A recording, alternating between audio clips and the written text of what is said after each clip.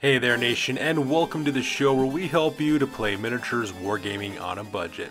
I am Commander Cheapskate and welcome to the episode of Way of the Underhive. This is a series that is dedicated to helping brand new players in Necromunda build their starting rosters and learn more about the game mechanics of their favorite gangs. And on this episode we will discuss a Noble House alliance with House Coiron. We will discuss their strengths, their weaknesses, their fighters, their playstyles, and provide critical information that you can use in your campaign. So that being said, let's get this video on a roll. So first of all, let's go ahead and talk about the positive impact that having an alliance with the noble house of House Coiron is going to do for your campaign play. First of all, every single one of these alliances have a special rule that is known as a band apart, which pretty much gives you the benefits of having extra fighters in your gangs without taking in the negatives of taking extra fighters. Another key aspect of these on the campaign is the use of bodyguards. These bodyguards are very powerful, they're very strong, and they keep the leader of your noble house alliance from harm, which makes them pretty good for getting things done, also protecting that leader to make sure that your alliance stays healthy.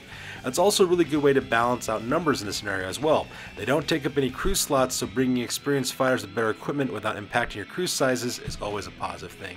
And lastly, whether you're a law-abiding gang or an outlaw gang, it doesn't matter because noble house alliances will make alliances with anybody. So regardless of your legal status for your gang in the campaign, you can always make an alliance with a noble house, especially with House Coiron.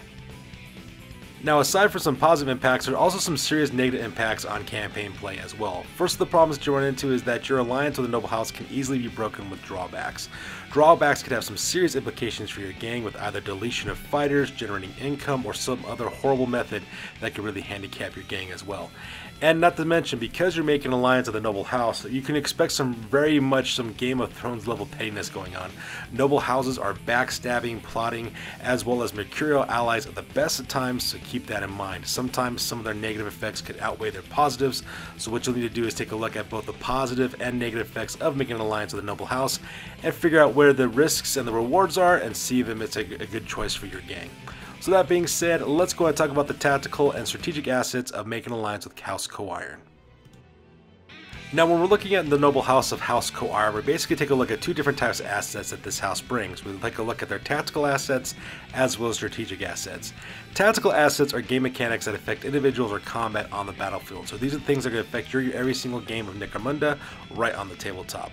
Meanwhile, strategic assets are game mechanics that impact a gang during the course of a campaign. So things like pre and post battle sequences, as well as generating revenue or generating reputation or territory, or whatever the case may be.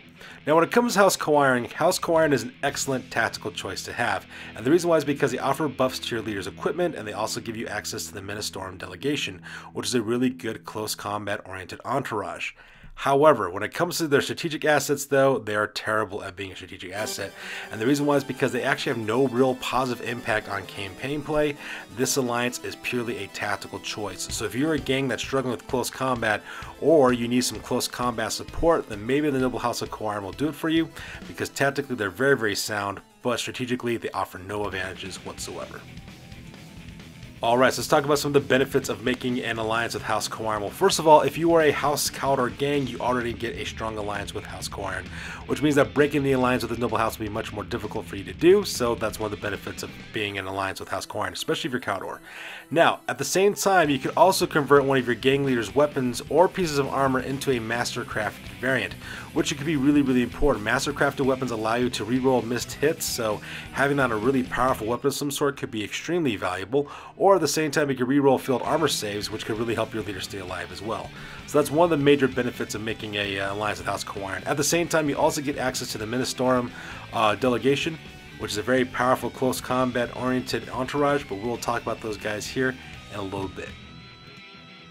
Now, at the same time, there are some pretty serious drawbacks of making a alliance with House Coiron. Now, for those of you guys who are unaware, House Coiron, narratively speaking, is a noble house that is closely aligned with the Inquisition. So because of that, and also the Cult of Redemption, so because of that, imagine like the Spanish Inquisition, but on a space level, if you can, science fiction level. It's pretty much what they're like. So because of that, if you fail your last mission, what ends up happening is that your leader will automatically start off with one flesh wound on the next mission that they play in. This represents the fact that this leader is being purified through pain, quote unquote, by being flogged by the members of the Ministorum delegation to motivate your leader to do better next time. At the same time, you also have another drawback called Go Forth to Glory. And what ends up happening is that you randomly choose a Ganger or a Juvie level fighter within your gang, and you roll on the last string injuries chart. Now, if they survive, they earn D6 extra experience points, which is great for leveling up. However, though, if they die, House Koiron will pay the gang the fighter's value in credits. This could be a serious drawback, especially if it's something like your like a really good fighter that you have a lot of investment in, for example. It could be a huge problem like that if you end up losing one of your fighters. At the same time, you could also hobble your enemies, your fighters as well, with injuries that take away from their various stats as well. So it's kind of a risky kind of drawback to have for a gang, but if you need close combat support, you just got this is something you have to go with and just kind of hope that it ends up being better than worse. Alright, so that being said, let's go ahead and talk about the Ministorm Delegation, which is the fighter entourage that you actually get from House Koiron whenever you need access from them. So first of all, let's go ahead and talk about the Prima Materis. The Prima Materis is the leader of the Ministorm Delegation, and she's got some pretty good stats. She's got a 5-inch moon allowance, she's got 4+ weapon skill, 3+ ballistic skill, she's got 3 strength and toughness, 2 wounds, she's got 4+ initiative as well as 2 attacks. She has a 5+ leadership, 6+ cool, she's got a 6+ willpower, as well as a 7+ intelligence as well. So because of that, the Prima Materis is actually a pretty good, solid fighter, especially when you look at some of the things that she has. She actually has access to a master-crafted bolt pistol as well as a shock stave. She has light carapace armor as well as a refractor field, and she's also got devotional frenzy as well as the overseer ability. So because of that, the Prima Materis is a total close combat monster, and she has really good equipment to actually make that happen. She's got really good armor to keep her alive with a refractor field.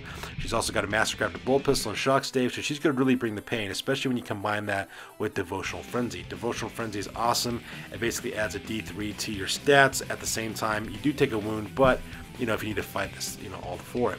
However, what makes her really good as well is that she also can combine this ability with her Overseer ability, which means she can give one of her Terrace Bodyguards double activations, which is always a good thing as well.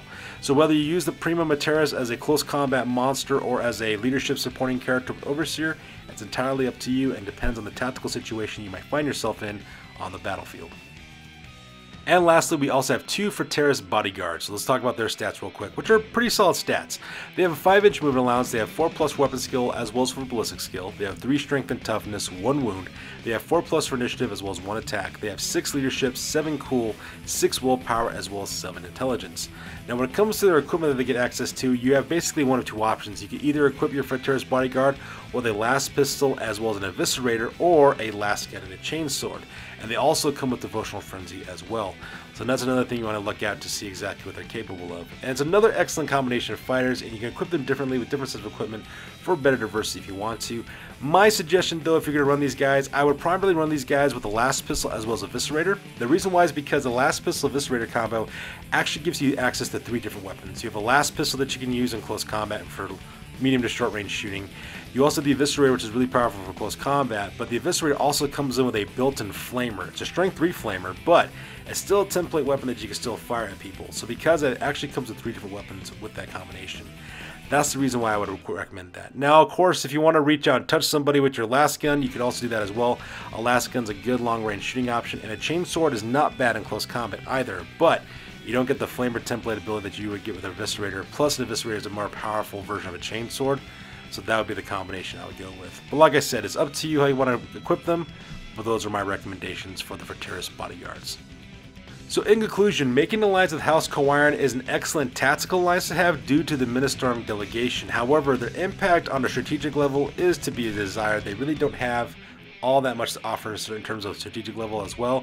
At the same time, I would actually rank them as a middle tiered alliance with all the noble house alliances you get, because yes, you do have some really good combat ability with the Ministorm Delegation with their tactical assets, but with that drawback of Go Forth to Glory, where you actually might lose one of your fighters and actually get them permanently injured, it just seems like you could actually just better off just actually hiring Hive Scum or using other hired guns to take that spot, because at least that way you have to worry about always having to lose one of your fighters all the time to being recovering and getting injured and stuff like that.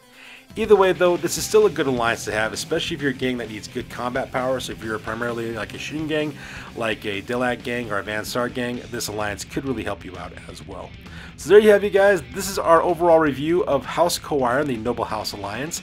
As always, please feel free to like, comment, and or subscribe. Your guys' input is invaluable to us as always. Also check us out on Facebook, Instagram, as well as blogger.com for all the latest greatest hobby news related to this channel. That's good for this one, you guys. We'll catch you guys next one. Peace out and stay classy.